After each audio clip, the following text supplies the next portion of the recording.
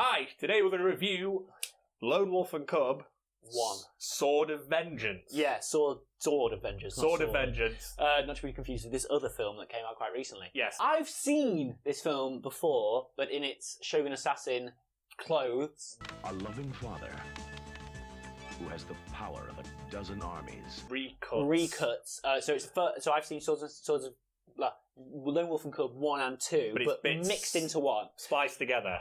Now, I will say this. My first surprise was the first 2 seconds of the film when that child gets murdered. A small child gets murdered. A small child gets murdered. And I feel like this was probably cut out from the American audiences because I'm fairly sure I wouldn't be rooting for this guy with all my Western values. Well, he's done what he's told and he's killed that kid because he's been told to do that. He's the executioner guy, yeah. So I feel like there's a lot of Western values that don't really cross over. Don't really translate that well, that we're sort of expected to sort of go, oh no, that's just the way it was, and we'll have to root for those people because that's the way it was, sort of thing. So the big difference between the two is that, because there's all the bad scenes are just cut out of Shogun Assassin. Let's baby that. So I was quite surprised when I was watching cut out Shogun Assassin, cut out.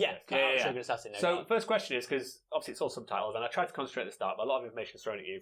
Oh. He's a royal executioner. Yeah. And he's killing that kid. Why? Because the kid is part of a different clan. Or a clan that's done something bad, or their dads have done something bad. So they have to just cut the line. Yeah. Okay, they have to wipe out the lineage. Now, obviously, I only knew little bits about this film because I know it's in Kill Bill 2, and it's referencing loads of, if you ever watch anything about Grindhouse cinema or that, and exploitation cinema, it always... What, sorry? Bob's Burgers also. Bob's Burgers. And it always pops up, and obviously, The Mandalorian. So I know it's about a samurai and his kid. Now, I thought at the start, that's his kid.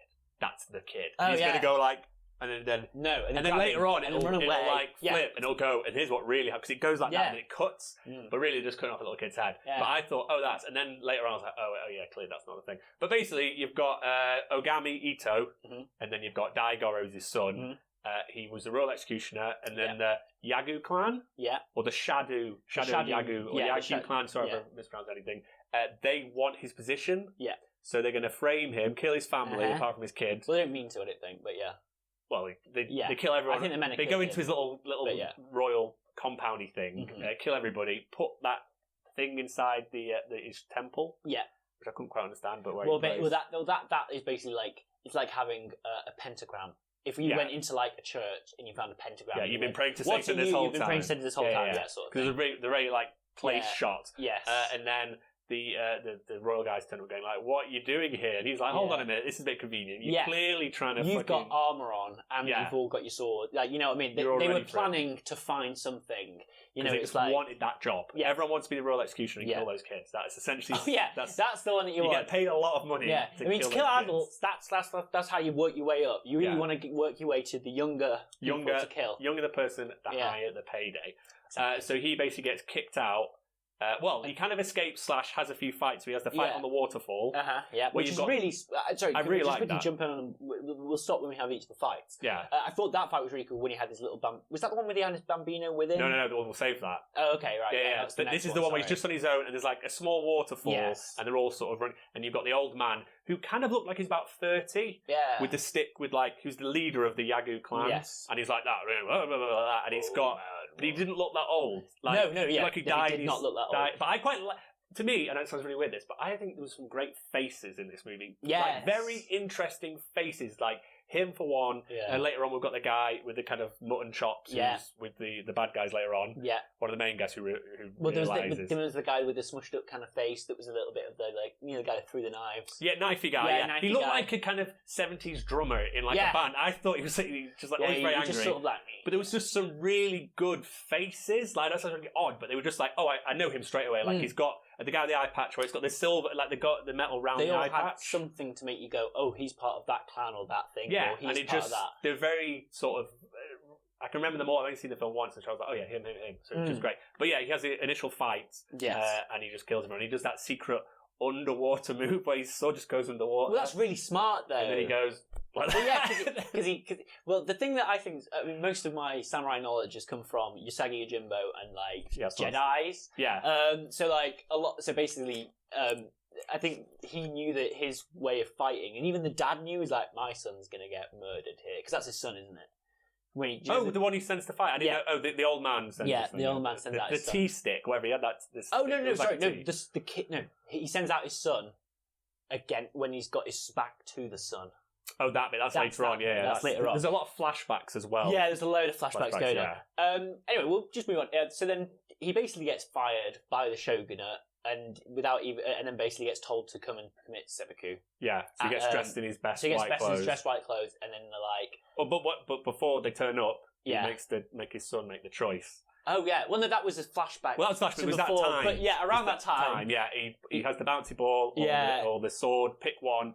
If you pick the ball, I'll make you join your mother and kill you, which he thinks is the best way. Well, yeah. But if you touch the sword, you're coming with me. Because I mean, you can imagine if you were like that religious and you believe that all life goes on afterwards. Oh yeah, you'd just be like, "Well, this is fine." Yeah, like, no worries. Because does this kid really want to hang around in this thing, stabbing people? Yeah. So he's like, "Right, you come with me then." So then everyone turns up and go, "Right, have you done the seppuku?" And he's like, son under his arm, no. Yeah. And then starts fighting everybody. Yeah. This kid, there's sometimes a doll. Yeah, kid is sometimes a doll. Also, I don't know if you noticed that it was completely, like, they have this really quite cool thing where they make it completely silent, aside from the swipes of the sword. But I think the reason why they probably made it completely silent is because when he's holding the child, you can just see the child's bright red face just like... There's a bit where it's crying. The entire time, and it's all really silent, and you're just like looking at this kid, just like, how's that kid crying so silently? Yeah, we're watching something like, I can't know, it's like Cryaton Collection. I can't say, but in terms of the sound and the picture quality, it's all been like remastered. Picture quality was amazing. I loved all the just the textures in the kimonos that they were wearing was just beautiful, and like just all the different dots and all the different tiny things. Every little shot really was pretty, just really beautiful. Cryaton. Yeah, I think it was something like that. Yeah, they kept using that logo, and I was like, the logo is like a C, but it looks like a loading bar. Yeah. So I was like, we're not fully loaded yet. Anyway, just quickly onto the Creaton. I think he's done a fantastic job at putting this collection together, because I think the artwork in it and the graphic design in it is very nice. I thoroughly enjoyed that. So it was definitely worth the purchase. Cryaton. I think it's Cryaton collection. Well, yeah, we're movie guys and we don't know how to say it. Well, they picked certain movies that they think need to be like put into cryostasis. Yeah, basically preserved. Anyway, so then he's killing everyone with his baby under his arm. Yeah. And then they're basically surrounded him. He's pretty much fucked. And he's like, ha! And he's like, I was thinking of that man inside the man suit. Oh, yes! You know from Ninja Scroll where there's a little man inside the man suit and jumps out. But instead of this, he just jumps out of his suit and he's just wearing a different suit with the crest. I can't remember the name of the crest on it. The Hollyhawk. Hollyhawk, which can't be it's not like touched. I think it's Holly something. But the thing is, that was the same symbol that was... on the thing. Yes. Yeah, that's why I got really confused. So I got really confused about it, because there's a point in that where he holds it up, and then basically that gets cut. And essentially it's kind of like that was him sort of proving his innocence at the point, because he sort of uses it to... Because if they can't cut that symbol... It's like and he's stamping on the Queen. He's like, I don't care, I'm going to save my life by using this to cut it up. It's sort of like proving his innocence. So if any of the shogun actually went in and found that and went, well, why would he use this to cut it up if it was that, blah, blah, blah. So it kind of proves his innocence. But then he uses it again, and it's like, they can't cut it. Yeah, no one will, and they're like, right, we're going to let you leave, but... No, you got to take off your jacket. They were essentially like, they had nothing, because he was like, can you please take off your jacket so we can kill you? Please, come on! But then because obviously loads of flashbacks, but then that's when he fights the son in the field. Yeah. So they're basically like, okay, you can leave, but you're going to have to fight our best man. Yeah, which is fair enough. I really love this bit. I thought it was really cool, because it's the classic guy over here, they run at each other, and you're like, well, obviously some guy's going to go, which heart, and then one guy falls over and the other guy doesn't. Well, it's just all about the style and the stances, and it's very cool, very, very But he's got his kid on his back, so he runs, and at the last second, he ducks down, and his kid's got a mirror on his face, and it reflects into the guy's eye. The guy's like, fucking sunshine! Gets his head cut off. There were some really good gory moments in this whole thing. We won't go into each one of them, but there was the leg thing. That's later on. I know it's later on, but let's just quickly do a quick pan through it all. There was the leg thing. There were so many cuts across faces with the blood was so red. It's the old Crichton. This is the only problem. Sort that blood Michael Crichton. It's like that old blood in cinema where it was like, because it had to be really red to show it up properly. But it's so red. But there was a lot of really quite cool ones. There was one that I really didn't understand how they did. Which one? It was the leg one. The leg one was just so stupid. You've got to imagine how strong something would have to be. It's pretty much a lightsaber that cuts through someone, so their body falls, their legs stand up, stay completely the same. It's basically barely just above the knees. Yeah. He took off the whole body. That was very cool. There was another bit, where he cuts down and he slices this guy's back, like here, and behind him there was like some bamboo and a fence. But it turns out all the fence has also been cut, but he's only got not superficial, but it doesn't go all the way through. But I thought, and there was a lot of good. The blood, well, you can see where Kill Bill's got a lot of somewhere. It's just like the spray. But also like slowed down, like when he had his head decapitated, just in that sun part. Sun. Sun on the back, sun on the head, sun on the back, sun on the face. Yeah. It's really made sense oddly. But yeah, so when that part happened, when he was sort of decapitated, and his body was just there, like. His blood spurted out. That was fucking cool. It was really cool. So basically, really cool shot. Then he just becomes like a samurai guy traveling around. Well, not even was it Ronin? No, so he's a man for hire. So I'm going to fly through this bit because this is the bit that I got a little bit confused by. The first job he gets, or that we know of, is he needs to go assassinate someone. So these three guys that sat there going, "Oh, there's that guy. We can use him." Yeah. And he's like, maybe you two need to die. It might be best if you die. Yeah, to find out, to make sure if he's good enough. Yeah. If he's not good enough, and we tell him, and he fucks up and he's murdered in my name, the Chamberlain gets shot. I think, so he's one Chamberlain. I think there's a rival. No, the other person's not a Chamberlain. The other person is just a group of bad thugs, essentially. But they've been hired by another Chamberlain. Right. There's definitely... there's definitely some... So they've been hired by someone else to be at the Go-No Mori. Yeah, Hot Springs town. Hot Springs. Yeah. So he's like, oh, I might have the deal. Let's sort out this... Carl Weathers in the Boba Fett. Yeah. Carl's not Fett. Yeah. Basically sat down getting the job, and then the two guys turn up and he just goes, stab, just to prove his worth. Yeah. He's like, right, so go off to Onsen Town or whatever. Yeah. But you were questioning why he sent his friends I got a bit confused. I knew he sent his friends that you might potentially get killed, but obviously they're going to serve him. So. Yeah, but it was more like I didn't get. I thought, that was one little job that went south, and I didn't realise that was part of. Oh no! I kind of missed the connection. I was like, and I thought, he's just going to this onsen town. I didn't realise the onsen town was the job. Yeah. I thought he was passing through. No. That's the bit I kind of. It was a bit strange because he sort of like, I don't know why he wouldn't just sort of go at them then instead of going at them later. You know what I mean? Like, he sort of turns up and he has like a whole day where he pretends like he's no Mr. one. He's trying to be no one. Yeah. But he pretends like he's Mr. Passive, and it's like you've got all the people there that you need to kill. You can see them raping that girl. You can hear them raping that girl. You've just hid your son from showing them they're raping that girl. Why aren't you doing more when later on you have to do 3 times more? With 3 times more people. Yeah, it's a funny one. So basically, he gets to the town, you've got this band of, and it was quite a good band of bandits where each one is very different and they've got like different weapons and stuff. And then you've got the Sideburns man, who's rapey. Yeah, well, he wasn't the rapey guy. You're the beard guy. Oh, I'm talking about that kind of mutton chops guy. Yeah. And he sort of sees the Ito at the start and he's like, I know that guy, yeah. And then he's like, no, I'm just like a wandering guy. Yeah. So he's just chilling in the thing, but most of the villagers are hidden away in the houses, and then there's this little group. Yeah. In the bathhouse. And things get a bit weird. So basically... There's also a rape just before this, so... Yeah, a girl gets choked to death and raped in the street. And I'm like... I literally said it was... killed as well. Yeah, but like instantly he gets thing around his neck and he's just like, But I was like, if I know movies, they're going to get the comeuppance. And okay, they do get the comeuppance. I was like, geez, get on with this comeuppance, mate. Yeah. So he's sort of, he's very passive. He's in the town. And then there's this fucking knife throwing guy who's like blah blah blah blah. Take the sword off. They take his sword off him. To be fair, it's a really nice sword as well. Yeah, and then he goes to the bathhouse thing and he's just chilling. And then the little throwing nice twat guy, the drummer guy, is like, "Oh wait, was he disrespecting me by not even trying to fight me? Which is stupid. Like he's just fucking stupid." So he goes in. Here's your sword. Fight me now. Don't disrespect me. And the guy's like, I'm not a fighter. I'm not anything. Pointless. And then he goes, right, there's the town prostitute. And he goes, right, sleep with her. Or we'll kill her. We'll kill her. Or we'll kill all of you. We'll kill all of you. And there's like this little group of... I wouldn't say the resistance, but this little group, there's some samurai... I feel like it was probably just all the people who went to the onsen and basically aren't going to be subservient to them. So everyone else who's there, who's doing stuff around the place, is probably giving them drinks or being... But they were like... I think there was like 2 or 3 samurais that were like... near the end, they were in a different place.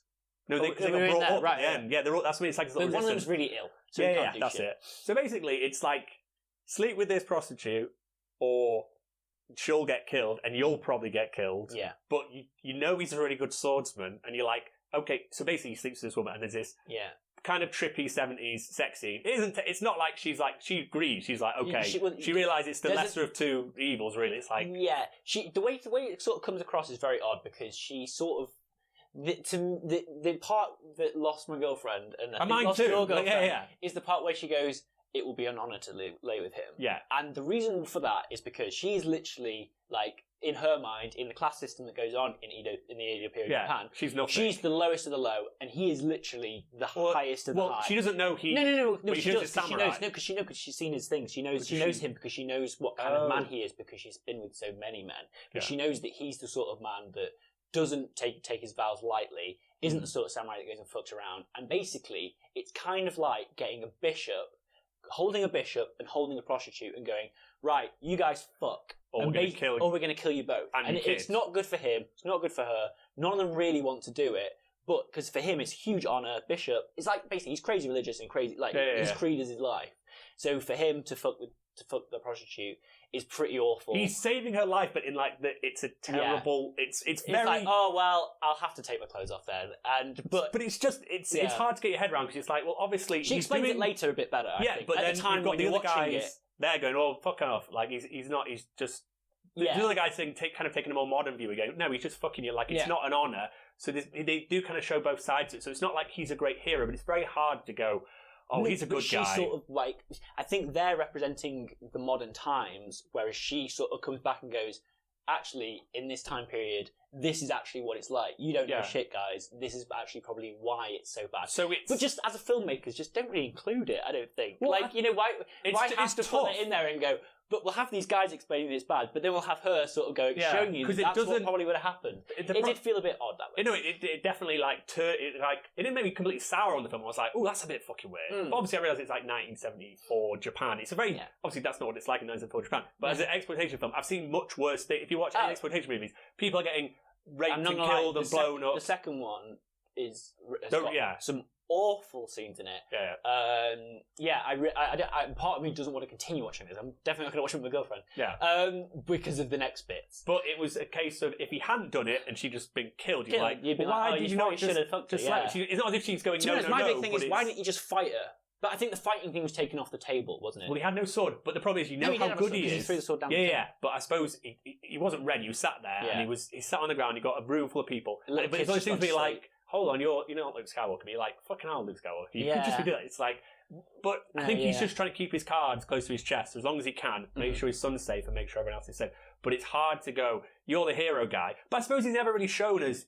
No, he's the hero. He's just trying to get by. He's just trying to do it. He says throughout it that they are devils. She says that him and his son are dead. And he's walking the path. And he's just walking past her. They love that path. To Hades with fire and ice, fire and water on one side. They kept showing that thing. But he basically keeps making out like he's not a hero, he's only doing this to get vengeance for his wife. Whoever dies on the way, whoever doesn't die on the way, whatever happens, it doesn't make a difference. He's just there to get vengeance and to clear his name. Now, here's what I would have done. I realise I'm not a samurai, I realise I'm not from that period, I realise I'm not Japanese, or whatever, and I nearly thought it's what happened, because she goes, after it all happens, she's like fine with it. She goes, no, it's fine, it's just what needed to be done. Yeah, I mean, she's a prostitute, so I'm sure there are a lot of people who... And I'm imagining, it will. But she kind of goes, well, look, if you realise what was between your legs to someone else, the guy wasn't scared. He wasn't doing it because he was scared. Cause basically because that's it. She's like, could you pleasure a woman being scared for your life? Being scared for your life, yeah. And he was obviously not scared. I was like, because what I do, I'll be like, okay, fucking I'm in a situation here. I'd just pretend. I thought, because he's kind of smushed on top of her, and I was like, I thought he was going to be, we actually didn't have sex. He just rubbed against her or whatever, and I thought, actually, that's a good out. That is a good out. But it didn't, obviously that's not what happened, but when she was explained, she goes, between your legs, I was like, maybe he's just like, not. Pretended. But he did. The whole sex scene, it is a bit, I suppose it didn't add to his character and think, well, he's more, or it was an odd choice. It added to the world, and I think it added to showing his character and his devotion, and the fact that because there's a lot of people who wouldn't do that, who wouldn't say, like, I don't think, I keep going back to bishops and prostitutes, but like, would he let them die? But I think a lot of the time they probably would, because it doesn't matter to him. Like, he wouldn't, I don't think anyone else would be like, I need to save that prostitute's wife's life, so I need to make sure that I completely drag my name through mud, being, or mighty person. You know what I mean? It sort of shows that at the time, their name is everything, and the fact that he risked his name for her is a big thing. but it just doesn't translate. It doesn't There's translate. so many parts of this film to me that Shogun Assassin didn't really pick up on and didn't really show. But for this film, it was like, all right, well, you're going to have to take yourself away from this modern view that you've got of doing what you think is right, no matter the cost. You're going to have to go back to, you're just going to have to kill people for your name. Yeah. And if you don't do what people that are higher above you tell you to do, then you're bad and your name should be Trophy Mud or whatever. Yeah. So I think it's kind of hard to make people sort of just go, like, we're going to have to root for those people to do that. Yeah, it's stuff I won't harp on about loads, but it was just one of those ones where it was like, I've seen very, like, controversial films and stuff where there's, like, horrible, like, rape scenes and stuff, and I know this sort of was a rape scene in a funny way. Well, they were both being raped. Yeah, but it's just, you know what I mean? It was hard to root for after, but I guess it was, I don't know. But like, you know, like, he was being told to do that, and if he didn't do it at that time, they would have all been killed, so. And then you got to think, if he stood there, everyone's dead, and it's like, right, you can fuck off, you didn't do what you said, kill these people, and it's like, well, then is he more of a hero? It's like, it's very, very hard to No, he's less of a hero, I think. Yeah, so anyway. She got it. She understood it. Yeah. We didn't. I think to her, it was just like, well, this is her life anyway. But she got why he did it, but the rest of the people in the audience and us were like, why did he do that? Yeah. So then, it's the finale. Yeah. Really? I'm trying to struggle. Found out. He gets well. Basically, the bad people finally go, right, we're fucking off, guys. And everyone's like smiling, everyone's happy. It's like, right, okay. But there are some samurai. Yeah, don't tell anyone. If you mention our name, we're going to kill you. We're going to kill you. But to be honest, I have to kill that samurai over there because he's a samurai. And he probably has to. By his code, by his creed, he has to go and tell people. So they're like, right, you're going to fight a samurai. And he's like, no, I'm too fucking ill. I'm just going to cough for effect here and fall on the floor. So he's decided to commit seppuku, and the other guy's going to be a second. Now, where is the other guy at this point, Ito, our hero? Where is he? Because that's what I like to think. I just feel like he's sat in a bath. No, he's not even doing that. No. So you got the scene shot, like, you got the town, everyone's lined up, there's like 6 or 7 people of the resistance are going to get killed, and he's just round the corner with his buggy, like, he's just waiting. Yeah, I just love thinking, like, he's like, not yet. Yeah, he's like, don't do it yet. But, and I literally thought, oh, they're going to kill at least 3 of those people. Yeah. You know, like the resistance, maybe the prostitute girl, or maybe the one samurai, and then he's going to turn up, and he's just like... Wait, stop. Yeah. But no, I don't know why he waited at all. Really, he should have gone in there straight away, and if he thought he could do it, because when they were all there right at the last second with all the swords drawn, that was not the time to go and sneak and stealth assassinate people. But the time was to do it right at the start. He had his car, and I think for groups, I think maybe that's why he didn't do stuff further away. He needs all his weapons. He needs to be. That cart does later. I can't wait because I've seen bits from other ones. I was like, oh, where's it? Oh, it's good. So basically, the side mutton chops guy, somebody's praying. And something else happens, and he goes, Ogami is like something for prey. He has that realization of who. No, it was. What is it? No, it was. He said, the guy when he says instead of me fighting you and dying from fighting shitly, I'll commit samurai. I'll commit seppuku, and you will be my executioner. Yes, that's it. Sorry. Yeah. And then he says, and then he says, and he goes like, and he's like, hold on. Executioner. Execute. Where have I heard that before? And then he goes back to, and he realizes, he's the executioner. And he's like, hold the fucking phone, guys. Nobody do anything. No, everyone freak the fuck out. Don't touch that man. Anyway, but the drummer guy, the little knife drummer, 70s guy, is just like, oh no, fucking I'm a little twat. Yeah. I'm gonna throw a knife at you. So then it happens that you've all been waiting for. The cart turns up. Rips out the bamboo things, have blades on, attaches them together. Makes a naginata. Yeah. Starts killing fucking everybody, and it's pretty fucking cool. It's pretty cool. Basically kills everybody, including the main guy with the mutton chops, because he's like, I'm not going to tell... That's what he's been told to do. Yeah, he's like, because he's the main guy, he's like, I'm not going to tell anyone who you are. He's like, I'm really sorry, because he realises the magnitude of it. He's like, don't kill John Wick. Basically, don't fight John Wick. It is exactly it's basically that. As soon as you realise, like, shit. Oh, you fucked the Baba Yaga. Why did you fuck his car up? So he kills everyone, there's loads of good shots, and it ends up being the guy with the guns. I can't remember who he is, but he only has a shot in each gun, he fires them, but the baby cart underneath has got steel or iron. Lead. So he deflects the shots, and then, what's his face? Basically just Clearly different bloke. Yeah. Because I quite liked how sort of portly the main samurai guy was. He didn't look like he'd jump or move around much. Oh no, but that was... Like, that was him. That was really him. 100% it was him. Well, the reason why they didn't want to use him at the start is a little bit trivial for you. They didn't want to use him at the start because they thought he was too big. Like, he's always quite old. He just looks past his prime, basically. Yeah, definitely. But they said, but he was adamant that that's what an executioner would be like, and that for him, because he was so powerful, and he was so like, what? Yeah. What? Cut those babies' heads off straight. Yeah, because he did that so well. But because he wasn't flowing and he was a huge mass, it worked for the film. Not a huge mass, but he was a rock. Yeah, if you know what I mean. He sort of, his feet were very, I don't know. But basically, he kills fucking everybody. Yeah. And then leaves the town. The prostitute tries to chase him for a second. And he's like, no, I'll cut that fucking bridge. Yeah. Like, don't follow me here. Don't follow me. So for this particular film, what are we going to give the score? I am going to say... and obviously there were some sort of ooh bits, but again... There was a lot of ooh bits. Yeah, but for old films, sometimes that's just part and parcel of what it is. But I think visually, I like the story. I think it could have got... Because just from sort of, I don't know, just the world, know that the kind of basic setup, like I know he's an assassin guy with a baby cart. Yeah. So I was like, get to the assassin guy with a baby cart. There was a lot of like flashbacks and like setups where I was like, well, I kind of know. And a lot of weird songs.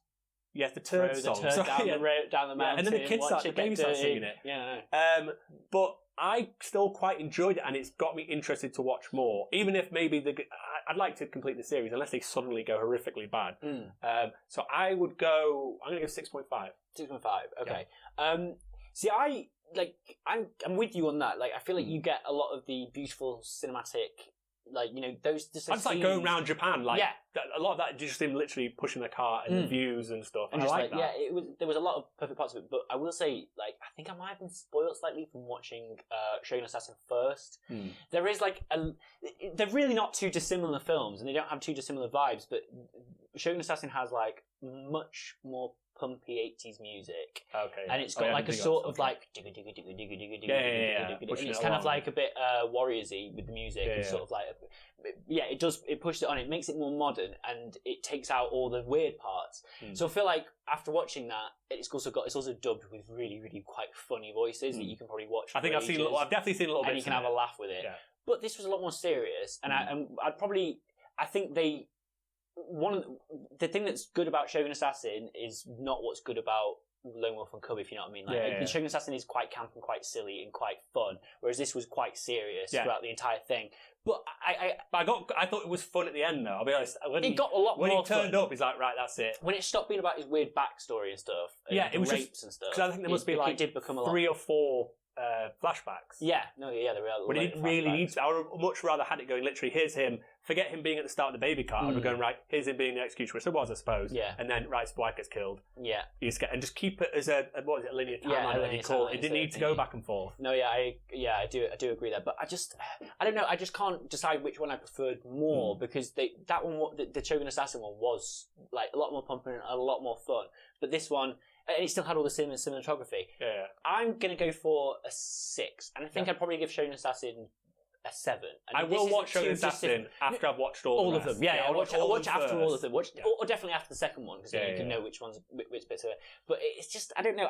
It might be also because I'm a big fan of Liquid Swords by Jizza, and that has loads of samples from the Shogun Assassin films in there. Yeah, I remember that. But... so I'm saying 6. So it's 6.25 is the average and is our score. But I'm looking forward to seeing the next one. I'm looking forward to how much of it has been cut out for Shogun Assassin. Yeah, and obviously with the kind of questionable sexing and stuff, I was a bit like, oh god, the rest of, like it's just kind of gonna. I've just bought like all the films. I was like, is this gonna be it? But then I was like, no, it turns out it is. But then I thought about it. I was like, well, it kind of justifies it as much as it can, and then obviously the end when it's actually like fuck this, let's just kill everybody and like have some crazy car. I'm like, I want more of this. Yes. So it kind of lost me. It basically lost me in the middle, and then it very much got me back on board. Yeah, that makes a lot of sense actually. Yeah. Okay, that was Sword of Vengeance, and we might have the next one at some point potentially, depending on how much rape in it. Yes. Enjoy. Can Goodbye. we say anything? No, do we have to block out every single time we've mentioned it? Then what we're going to say instead? I know. I'll put something on the top of it. What like a horn? Yes. Digga digga digga digga digga digga digga